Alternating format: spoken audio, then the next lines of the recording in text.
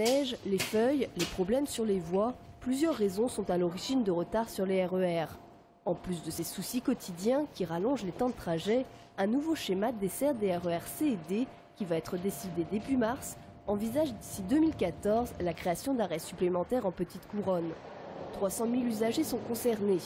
Concrètement, le RER C effectuerait plusieurs arrêts supplémentaires entre Juvisy et Bibliothèque François Mitterrand, et le D marquerait entre 1 et 3 arrêts supplémentaires entre Villeneuve-Saint-Georges et Paris. C'est à la fois une mesure stupide parce qu'elle ne sert pas le Val-de-Marne et pénible pour les Essonniens parce qu'ils vont passer sur l'année 15 jours de plus par an, 15 jours dans le RER. Si vous comptez que chaque usager va avoir 1h30 par semaine de plus dans un train bondé, je ne vois vraiment pas l'intérêt.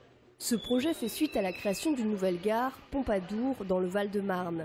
Autre raison invoquée par le syndicat des transports d'Île-de-France, l'omnibus permettrait aux gens de monter et descendre à leur guise. Ça met aussi plus de temps, alors c'est bien pour ceux qui peuvent s'arrêter, monter dans tous les trains, mais pour ceux qui habitent le plus loin et qui sont souvent les plus pénalisés dans les transports aujourd'hui, pour eux c'est plutôt pénalisant.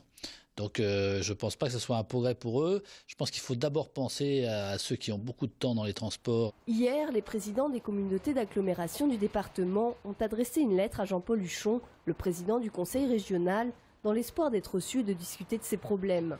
Si rien n'avance suite à cela, des manifestations sur les voies sont envisagées.